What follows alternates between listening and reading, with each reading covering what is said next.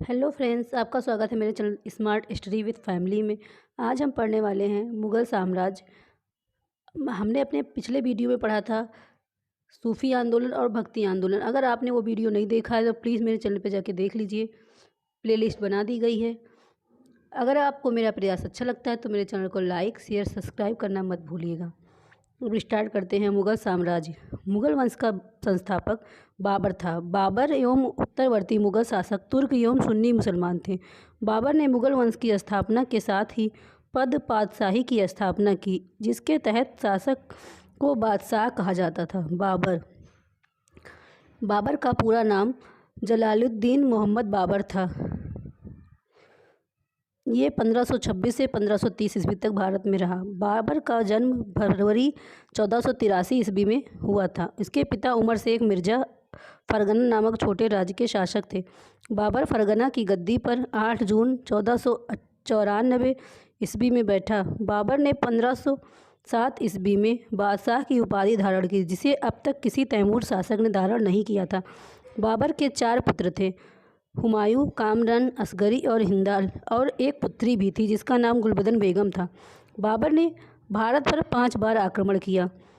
बाबर का भारत के विरुद्ध किया गया प्रथम अभियान 1519 ईस्वी में यूसुफ जाई जाति के विरुद्ध था। इस अभियान में बाबर ने बाजौर और भेरा को अपने अधिकार में ले लिया था। पानीपत के प्रथम युद्ध में बाबर ने पहली बार तुगलमा युद्ध नीति एवं तोपखाने का प्रयोग किया था। उस्ताद अली एवं मुस्तफ़ा बाबर के 2 प्रसिद्ध निशानेबाज थे, जिसने पानीपत के प्रथम युद्ध में भाग लिया था। बाबर द्वारा लड़े गए प्रमुख युद्ध। पानीपत का प्रथम युद्ध 21 अप्रैल 1526 ईस्वी में इब्राहिम लोदी और बाबर के बीच हुआ था, जिसमें बाबर विजयी हुआ था। खानवा का युद्ध 17 मार्च 1527 ईस्वी में राणा सांगा और बाबर के बीच हुआ था, जिसमें बाबर विजयी हुआ था। चंदेरी का युद्ध 29 जनवरी 1528 ईस्वी में मेदिनी राय और बाबर के बीच हुआ था, इसमें भी बाबर ही विजयी हुआ था। घाघरा का युद्ध 6 मई 1529 ईस्वी में अफगानों एवं बाबर के बीच हुआ था, इसमें बाबर ही विजयी हुआ था। इब्राहिम लोदी मध्यकाल का प्रथम शासक था जो युद्ध स्थल में मारा गया। इसके साथ उसका मित्र ग्वालियर के राजा विक्रमजीत भी युद्ध स्थल पर मारे गए थे। नोट: हुमायूं ने कोहिनूर हीरा ग्वालियर के दिवंगत राजा विक्रमजीत के परिवार से प्राप्त किया था। बाबर को अपनी उदारता के लिए कलंदर की उपाधि दी गई। बाबर ने मुसलमानों को तमगा नामक कर से मुक्त कर दिया था। खानवा युद्ध में बाबर ने राणा सांगा के खिलाफ जिहाद का नारा दिया और युद्ध में विजय के बाद गाजी की उपाधि धारण की थी। 30 जनवरी 1528 ईस्वी को जहर दे देने के कारण राणा सांगा की मृत्यु हो गई।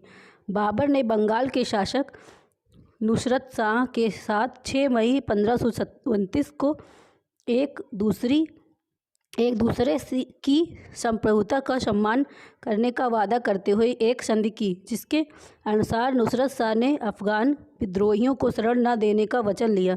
करीब 48 वर्ष की आयु में 26 दिसंबर 1530 ईस्वी को आगरा में बाबर की मृत्यु हो गई। प्रारंभ में बाबर के शव को आगरा के आराम बाग में दफनाया गया, बाद में काबुल में इसके द्वारा चुने गए स्थान पर दफनाया गया। बाबर की मातृभाषा तुर्की थी, लेकिन वह अरबी और फारसी का भी अच्छा ज्ञाता था। बाबर ने अपनी आत्मकथा बाबरनामा की रचना की, जो तुर्की भाषा में है, जिसका अनुवाद बाद में फारसी भाषा में अबुल रहीम खान खाना ने किया। अपनी आत्मकथा में बाबर ने औपचारिक बागों की योजनाओं और उनके बनाने में अपनी रुचि का वर्णन किया है। अक्सर ये बाग दीवार से घिरे होते थे तथा कृत्रिम नहरों द्वारा 4 भागों में विभाजित आयताकार अहाते में स्थित होते थे। 4 समान हिस्सों में बटे होने के कारण ये 4 बाग कहलाते थे। नोट: 4 बाग बनाने की परंपरा की शुरुआत अकबर के समय में हुई थी। बाबर को मुबैयान नामक पद शैली का भी जन्मदाता कहा जाता है। बाबर प्रसिद्ध नक्शबंदी सूफी ख्वाजा उबैदुल्ला अहरार की अनुयायी था। बाबर का उत्तराधिकारी हुमायूं हुआ। अब हम पढ़ेंगे हुमायूं के बारे में। 1530 से 1556 ईस्वी तक हुमायूं रहा। नसीरुद्दीन हुमायूं 29 दिसंबर 1530 ईस्वी को आगरा में 23 वर्ष की अवस्था में सिंहासन पर बैठा। गद्दी पर बैठने से पहले हुमायूं बदख्शां का सूबेदार था। अपने पिता के निर्देश के अनुसार हुमायूं ने अपने राज्य का बंटवारा अपने भाइयों में कर दिया। इसने कामरान को काबुल और कंधार, मिर्जा अस्करी को संभल, मिर्जा हिंदाल को अलवर और मेवाड़ की जागीरें दी। अपने चचेरे भाई सुलेमान मिर्जा को हुमायूं ने बदख्शां प्रदेश दिया। 1533 में हुमायूं ने दीन पनाह नामक नए नगर की स्थापना की। चौसा का युद्ध 25 जून 1539 ईस्वी में शेर खां एवं हुमायूं के बीच हुआ। इस युद्ध में शेर खां विजयी रहा। इसी युद्ध के बाद शेर खां ने शेर शाह की पदवी ग्रहण की। बिलग्राम या कन्नौज युद्ध 17 मई 1540 ईस्वी में शेर खां एवं हुमायूं के बीच हुआ। इस युद्ध में भी हुमायूं पराजित हुआ। शेर खां ने आसानी से आगरा और दिल्ली पर कब्जा कर लिया। बिलग्राम युद्ध के बाद हुमायूं सिंध चला गया, जहां उसने 15 वर्षों तक घुमक्कड़ों जैसा निर्वासित जीवन व्यतीत किया। निर्वासन के समय हुमायूं ने हिंदाल के आध्यात्मिक गुरु फारसवासी सिया मीर बाबा दोस्त उर्फ मीर अली अकबर जामी की पुत्री हमीदा बानू बेगम से 29 अगस्त 1541 ईस्वी को निकाह कर लिया। कालांतर में हमीदा से ही अकबर जैसे महान सम्राट का जन्म हुआ है। 1555 ईस्वी में हुमायूं ने पंजाब के शूरी शासक सिकंदर को पराजित कर पुनः दिल्ली की गद्दी पर बैठा। हुमायूं द्वारा लड़े गए 4 प्रमुख युद्धों का क्रम: देवरा का युद्ध 1531 ईस्वी में, चौसा का युद्ध 1539 ईस्वी में, बिलग्राम का युद्ध 1540 ईस्वी में और सरहिंद का युद्ध 1555 ईस्वी में लड़ा। हुमायूं ने 1 जनवरी 1556 ईस्वी को दीन पनाह भवन में स्थित पुस्तकालय की सीढ़ियों से गिरने के कारण हुमायूं की मृत्यु हो गई। हुमायूं के बारे में इतिहासकार लेनपूर ने कहा है कि हुमायूं गिरते पड़ते इस जीवन से मुक्त हो गया, ठीक उसी तरह जिस तरह तमाम जिंदगी वह गिरते पड़ते चलता रहा था। हुमायूं नामा की रचना गुलबदन बानो बेगम ने की थी। ये हुमायूं की बहन थी। हुमायूं ज्योतिष में विश्वास करता था, इसलिए इसने सप्ताह के 7 दिन 7 रंग के कपड़े पहनने के नियम बनाए। शेरशाह 1540 से 1545 ईस्वी तक रहा। सूर साम्राज्य का संस्थापक अफगान वंशीय शेरशाह सूरी था। डॉक्टर KR कानूनगो के अनुसार हरियाणा प्रांत में नारनौल स्थान पर इब्राहिम के पुत्र हसन के घर वर्ष 1486 में शेरशाह का जन्म हुआ था। परमात्मा शरण का विचार है कि शेरशाह का जन्म वर्ष 1472 ईस्वी में हुआ था। इसके बचपन का नाम फरीद था। वह शूर वंश के संबंधित था। इसके पिता हसन खां जौनपुर राज्य के अंतर्गत सासाराम के जमींदार थे। फरीद ने एक शेर को तलवार के एक ही बार से मार दिया था। जिसकी इस बहादुरी से प्रसन्न होकर बिहार के अफगान शासक सुल्तान मोहम्मद बहार खां लोहानी ने उसे शेरशाह की उपाधि प्रदान की थी। शेरशाह बिलग्राम युद्ध के बाद दिल्ली की गद्दी पर बैठा। शेरशाह की मृत्यु कालिंजर के किले को जीतने के क्रम में 22 मई 1545 ईस्वी को हो गई। मृत्यु के समय वह उक्का नाम का आग्नेयास्त्र चला रहा था। कालिंजर का शासक कीरत सिंह था। हिंद तथा ईरानी वास्तुकला के समन्वय का प्रथम उदाहरण है शेरशाह का मकबरा, जिसे सासाराम में झील के बीच ऊंचे टीले पर निर्मित किया गया है। रोहतांसगढ़ किला ए कोहना जो दिल्ली में है नामक मस्जिद का निर्माण शेरशाह के द्वारा किया गया था। शेरशाह का उत्तराधिकारी उसका पुत्र इस्लाम शाह बना। शेरशाह ने भूमि की माप के लिए 32 अंक वाला सिकंदरी गज एवं सन की दंडी का प्रयोग किया। इसने 178 ग्रेन चांदी का रुपया व 380 ग्रेन तांबे के दाम चलवाए थे। शेरशाह ने रोहतांसगढ़ के दुर्ग एवं कन्नौज के स्थान पर शेरसूर नामक नगर बसाया। शेरशाह के समय पैदावार का लगभग 1/3 भाग सरकार लगान में के रूप में वसूल करती थी। काबूलियत एवं पट्टा प्रथा की शुरुआत शेरशाह ने की थी। शेर शाह ने 1541 ईस्वी में पाटलिपुत्र को पटना के नाम से पुनः स्थापित किया। इसने ग्रैंड ट्रंक रोड की मरम्मत करवाई, जिसे जीटी रोड भी कहते हैं। डाक प्रथा का प्रचलन शेर शाह के द्वारा किया गया था। मलिक मोहम्मद जायसी शेर शाह के समकालीन थे। अकबर के समकालीन शासक रानी एलिजाबेथ 1558 से 1603, शाह अब्बास 1588 से 1629 ईस्वी, जार इवान चौथे वेसिलएविच 1530 से 1558 ईस्वी, जौर इवान चौथे वेसिलएविच इवान दी टेरिबल नाम से विख्यात हुए। अकबर 1556 से 1605 ईस्वी तक रहा। सम्राट अकबर का जन्म 15 अक्टूबर 1542 ईस्वी को हमीदा बानो बेगम के गर्भ से अमरकोट के राजा राणा बीर साल के महल में हुआ था। अकबर के बचपन का नाम जलाल था। उसका राज्याभिषेक 14 फरवरी 1556 ईस्वी को पंजाब के कालानौर नामक स्थान पर हुआ। अकबर का शिक्षक अब्दुल लतीफ़ ईरानी विद्वान था। वह जलालुद्दीन मोहम्मद अकबर बादशाही गाजी की उपाधि से राज सिंहासन पर बैठा। बैरम खां 1556 से 1560 ईस्वी तक अकबर का संरक्षक रहा। वह बदखशा का निवासी था। उसे प्यार से खानी बाबा कहा जाता था। पानीपत की दूसरी लड़ाई 5 नवंबर 1556 ईस्वी को अकबर और हेमू के बीच हुई। इस युद्ध में अकबर की विजय हुई। 31 जनवरी 1561 को मक्का की तीर्थ यात्रा के दौरान पाटन नामक स्थान पर मुबारक खां नामक युवक ने बैरम खां की हत्या कर दी। मई 1562 में अकबर ने हरम दल से अपने को पूर्णतः मुक्त किया। हल्दी घाटी का युद्ध 18 जून 1576 ईस्वी को मेवाड़ के शासक महाराणा प्रताप एवं अकबर के बीच हुआ। इस युद्ध में अकबर विजयी हुआ। इस युद्ध में मुगल सेना का नेतृत्व मान सिंह एवं आसफ खां ने किया था। अकबर का सेनापति मान सिंह था। हल्दी घाटी का युद्ध के समय कुंभलगढ़ राणा प्रताप की राजधानी थी। राणा की ओर से इस युद्ध में हाकिम खासूर के नेतृत्व में एक अफगान फौजी टुकड़ी एवं भीलों की एक छोटी सी सेना ने भाग लिया था। महाराणा प्रताप की मृत्यु 19 जनवरी 1597 ईस्वी में एक शख्स धनुष की प्रत्यंचा चढ़ाते समय अंदरूनी चोट लग जाने के कारण हो गई थी। हल्दी घाटी के युद्ध के बाद राणा प्रताप ने डूंगरपुर के निकट चौवड़ में नई राजधानी बनाई। नोट: महाराणा प्रताप के घोड़े का नाम चेतक और उनके हाथी का नाम राम प्रसाद था।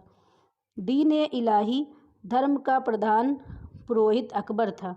दीन-ए-इलाही धर्म स्वीकार करने वाला प्रथम एवं अंतिम हिंदू शासक बीरबल था। महेश दास नामक ब्राह्मण को राजा बीरबल की पदवी दी गई थी, जो हमेशा अकबर के साथ रहता था। अकबर ने जैन धर्म के जैनाचार्य हरिविजय सूरी को जगत गुरु की उपाधि प्रदान की थी। अकबर में शाही दरबार में एक अनुष्ठान के रूप में सूर्योपासना शुरू करवाई। राजस्व प्राप्ति की जब्ती प्रणाली अकबर के शासनकाल में प्रचलित थी। अकबर के दीवान राजा टोडरमल ने 1580 ईस्वी में दहशाला बंदोबस्त की व्यवस्था लागू की। अकबर द्वारा जीते गए प्रदेश: मालवा को बाज बहादुर से आदम खां एवं पीर मोहम्मद ने जीता। चुनार को अफगानों के शासन से अब्दुल्ला खां ने जीता था। गोंडवाना को वीर नारायण एवं दुर्गावती से आसफ खां ने जीता था। आमेर के भारमल ने स्वेच्छा से अधीनस्थ स्वीकार कर ली थी अकबर की।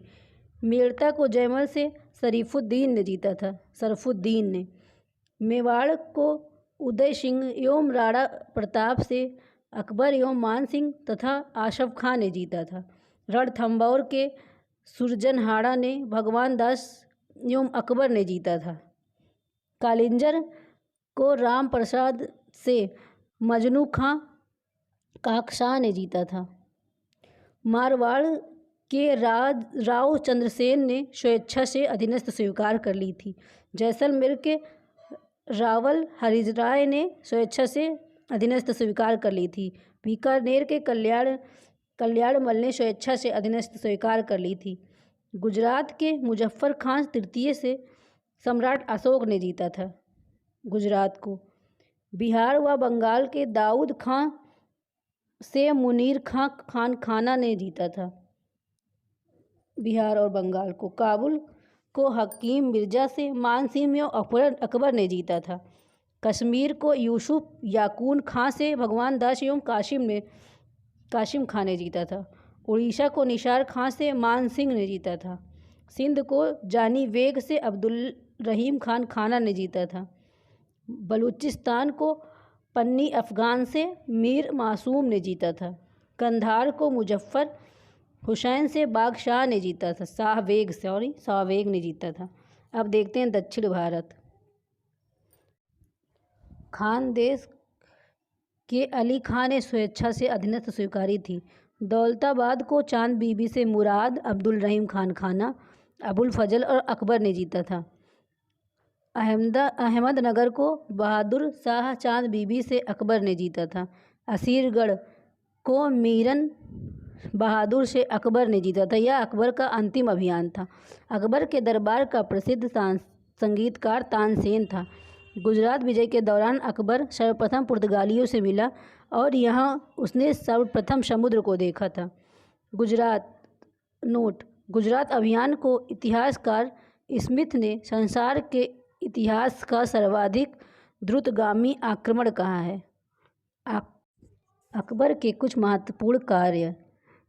दास प्रथा का अंत अकबर ने 1562 ईस्वी में किया।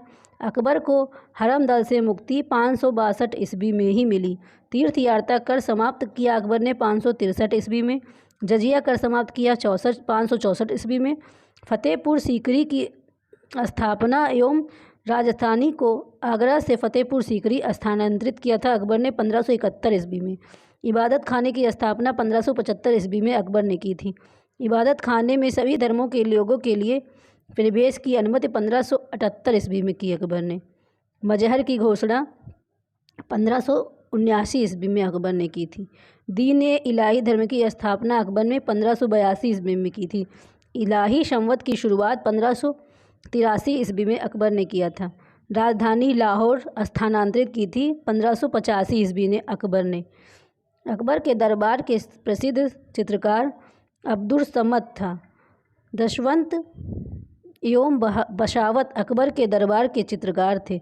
अकबर के शासनकाल के प्रमुख गायक तानसेन, बाज बहादुर, बाबा रामदास एवं बैजू बावरा थे। अकबर की शासन प्रणाली की प्रमुख विशेषता मनसबदारी प्रथा थी। अकबर के समकालीन प्रसिद्ध सूफी संत शेख सलीम चिश्ती थे। अकबर की मृत्यु 16 अक्टूबर 1605 को हुई। इसे आगरा के निकट सिकंदरा में दफनाया गया। स्थापत्य कला के क्षेत्र में अकबर की महत्वपूर्ण कृतियाँ। दिल्ली में हुमायूं का मकबरा, आगरा का लाल किला, फतेहपुर सीकरी में शाही महल, दीवाने खास, पंचमहल, बुलंद दरवाज़ा गुजरात विजय के बाद बनवाया था।